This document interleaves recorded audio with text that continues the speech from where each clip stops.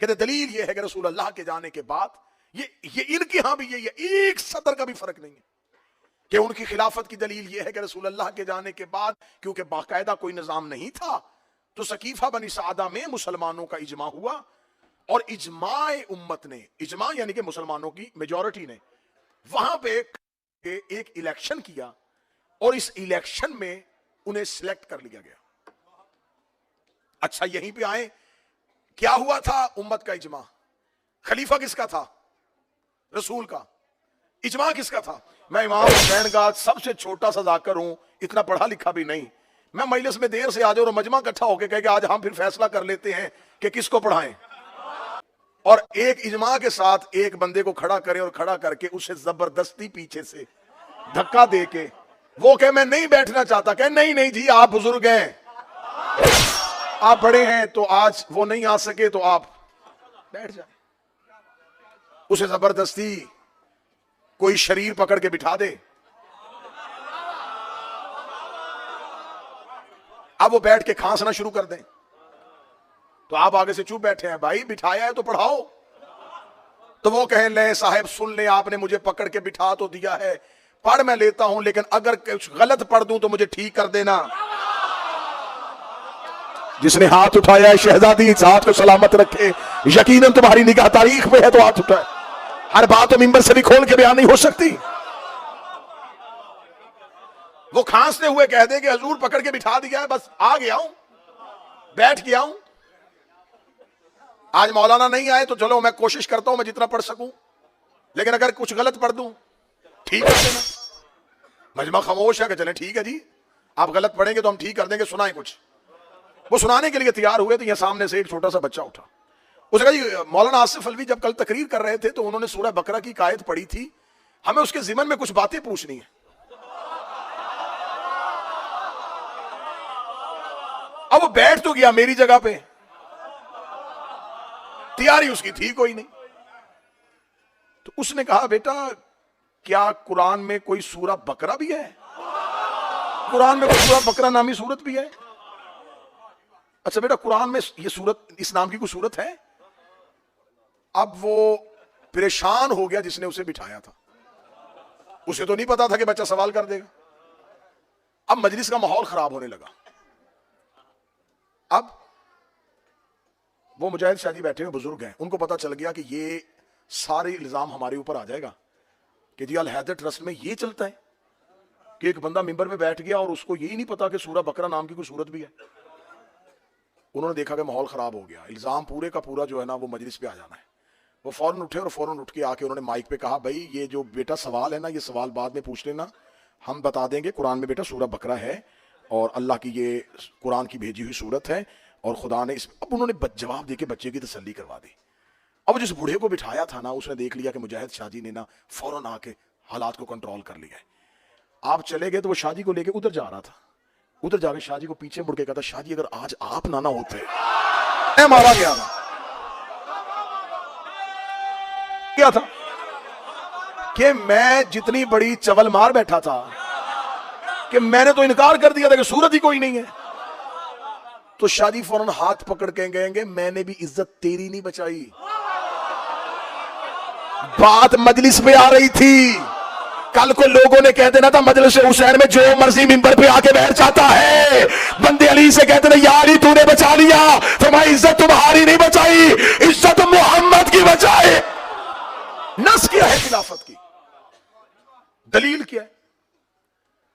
بھئی ہم پوچھ رہے ہیں نا، ہم سوال پوچھ رہے ہیں، سارا سال نہیں میری قوم کے بچوں سے پوچھتے۔ محرم شروع ہوتا ہے تو سوشل میڈیا پہ شروع، گھوڑا کہاں لکھا ہے، ماتم کہاں لکھا ہے، ذوالجناح کہاں لکھا ہے، کالے کپڑے پہننا کہاں لکھا ہے، لکھا ہے لکھا ہے لکھا ہے، کہنے والوں کچھ ہمیں بھی تو بتاؤ کہ خلافت کہاں لکھی ہے۔ بھئی ساری زندگی ہم ہی بتائیں، جواب ہم دیں، ہم کٹہرے میں کیوں کھڑے ہوں؟ سوال کا ویسا ہی جواب دیا کرو۔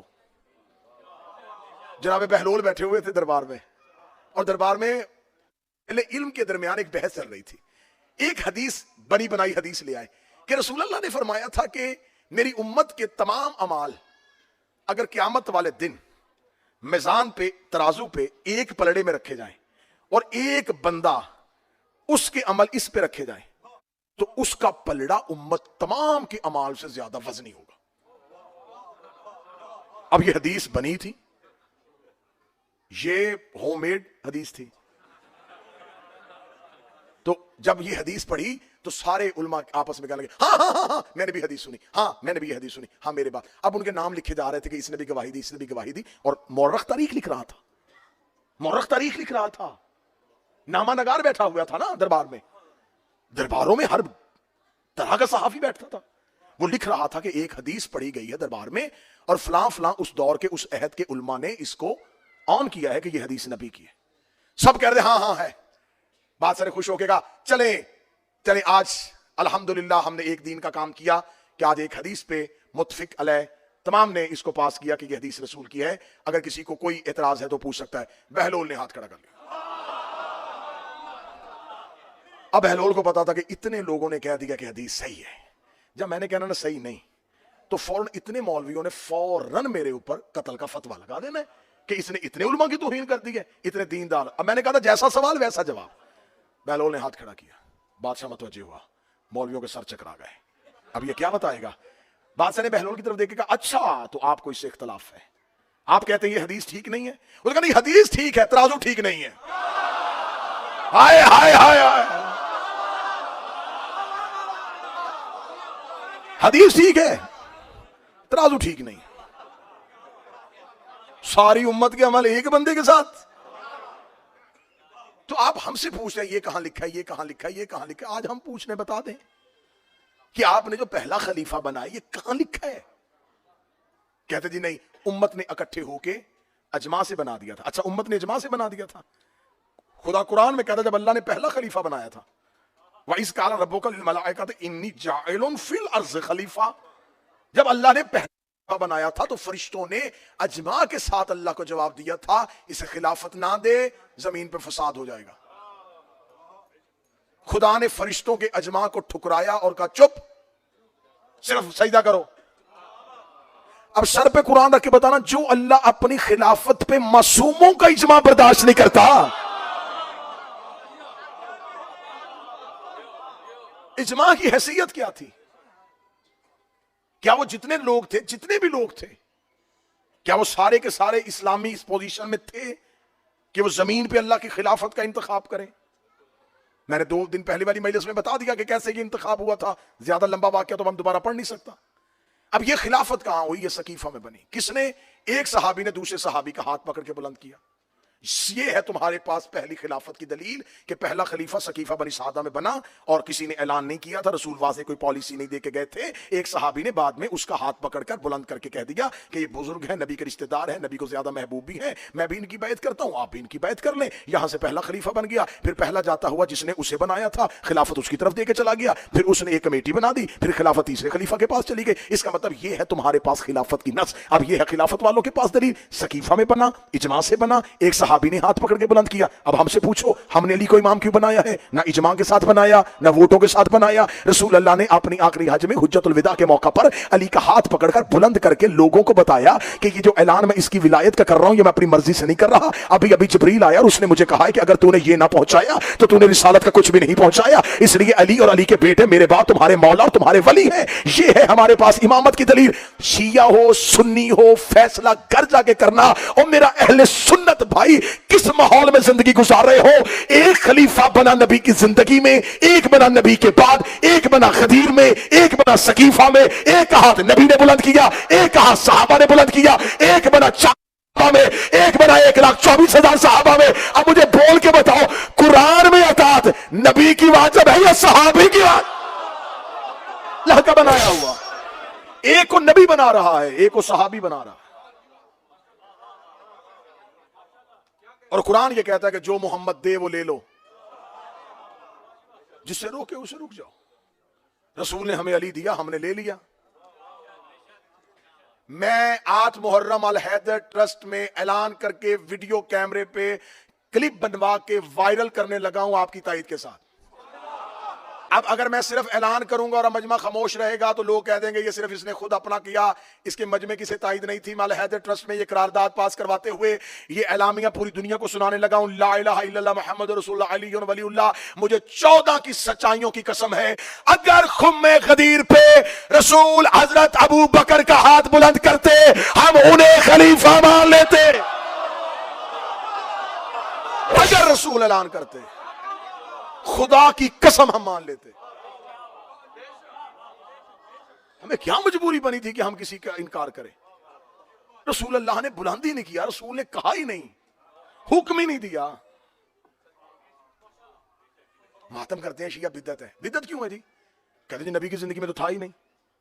اچھا تو مان گے نا جو نبی کی زندگی میں نہ ہو وہ بدعت ہوتا ہے. جو ہاتھ نیچے ہے یار آپ کیا سننا چاہ رہے ہیں؟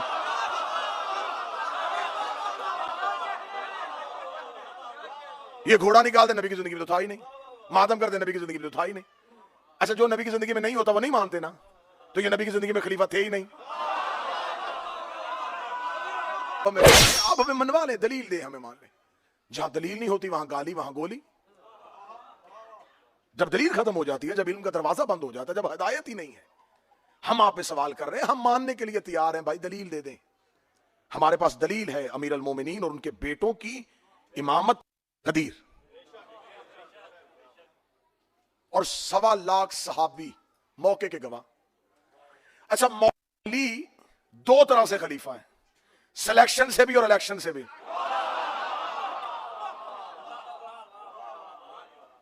سلیکشن اللہ نے کی غدیر میں، 4تھے نمبر پر الیکشن ہوا، پھر علی الیکٹ ہو گئے.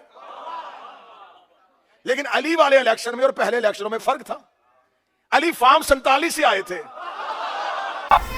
ویڈیو اچھی لگی ہو تو چینل کو لائک اور سبسکرائب ضرور دیجیے گا، اور دوستوں کے ساتھ شیئر بھی ضرور کیجیے گا.